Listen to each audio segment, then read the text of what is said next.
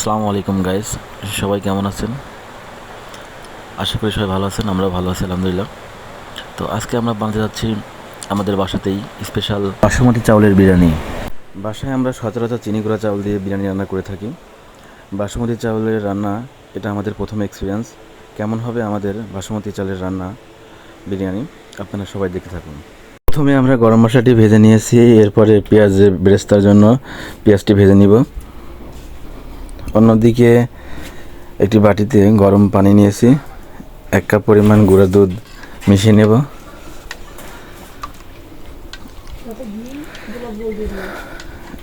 এবং সাথে ঘি ও গোলাপ জল মিশিয়ে নেব। ভালোভাবে মেশাতে হবে। অন্যদিকে ভেজে নেওয়া মশলাটি আমরা পাটাতে বেটে নিচ্ছি। অন্যদিকে আমরা কয়েকটি আলু ছুলে রেখেছি বিরিয়ানিতে দেওয়ার জন্য। তো আলুটি প্রথমে আমরা ভেজে নেব। তো এর জন্য হলুদের গুঁড়া, মরিচের গুঁড়া, লবণ দিয়ে মিশিয়ে তেলে ভেজে নিচ্ছি। এরপরে আমরা 1 কেজি পরিমাণ গরুর মাংস নিয়েছি। ম্যারিনেট করার জন্য যে সমস্ত উপাদান দিতে হবে: হলুদের গুঁড়া, মরিচের গুঁড়া, জিরার গুঁড়া, টক দই, স্বাদমতো লবণ, পেঁয়াজ কুচি, রসুন বাটা, আদা বাটা এবং ভাজা বেরেস্তা দিয়ে ভালো করে মেশাতে হবে এবং সাথে তেল দিতে হবে। মাংসটি ভালোভাবে মেশাতে হবে যাতে প্রতিটি মশলা মাংসের গায়ে লেগে যায়। ভালো করে মিশিয়ে 10 মিনিটের জন্য ঢাকা দিয়ে রেখে দেব। এরপরে আমরা কড়াইতে তেল গরম করে ম্যারিনেট করা মাংসটি রান্না করব। তো আমরা মাংসটি ঢেলে দিয়েছি।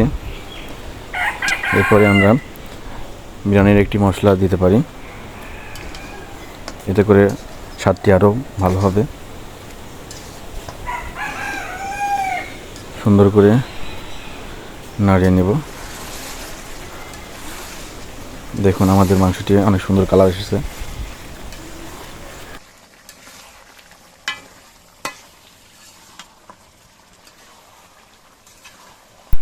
আমাদের মাংস রান্নাটি প্রায় কমপ্লিট হয়ে গেছে।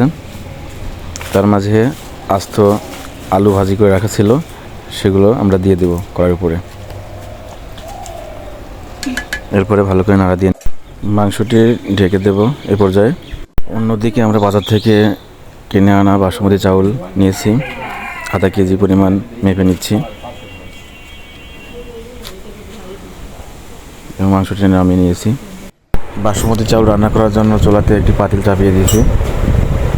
তার ভিতরে পরিমাণ মতো পানি দিতে হবে এবং পানিতে কিছু আস্ত মশলা দিতে হবে: দারুচিনি, শাহি জিরা, তেজপাতা, গোলমরিচ, এলাচ এবং স্টার মশলা। সমস্ত মশলা পানিতে দিয়ে দিয়েছি। এরপর স্বাদমতো লবণ দিয়ে পানিটা ফোটাতে হবে। পানিটা ফুটে গেলে বাসমতি চাউল দিয়ে দেব। 5 থেকে 6 মিনিট সিদ্ধ করে ভাতটি নামিয়ে নেব। নামানোর পরে ছাঁকনা দিয়ে সেঁকে নেব ভাতটি এবং পাশে রান্না করা মাংসের সাথে এখন মেশানোর পালা। আমাদের রান্না প্রায় শেষের দিকে।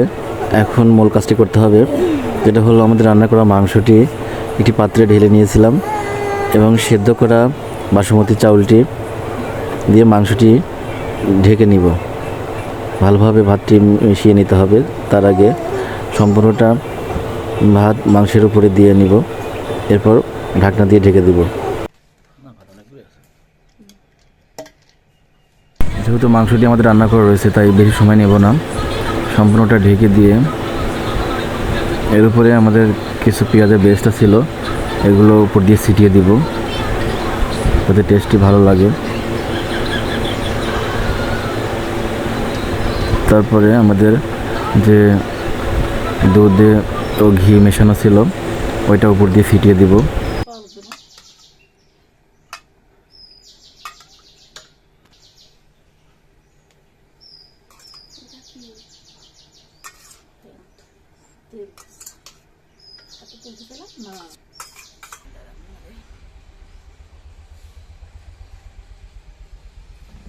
নেভানো জালেই থাকবে 10 মিনিট। এরপরে আমরা নামাই নিব এবং ঢাকনাটা সরাই দেখি আমাদের কেমন কালার আসছে। ওয়াও, অনেক সুন্দর কালার আসছে, আপনারা সবাই দেখতে পাচ্ছেন। এবং ধীরে ধীরে নিচ থেকে চামচ দিয়ে মাংসটি উপরের দিকে তুলে দেব। খুব সাবধানে করতে হবে কাজটি, যাতে মাংসগুলো ভেঙে না যায়। খুবই সুন্দর কালার আসছে, আপনারা দেখেই বুঝতে পারছেন যে কেমন রান্না হয়েছে। আশা করি অনেক সুন্দর হয়েছে, কালার দেখে বোঝা যাচ্ছে এবং অনেক সুন্দর স্মেল হচ্ছে। ওয়াও ওয়াও, খেতে খুবই মজা হবে।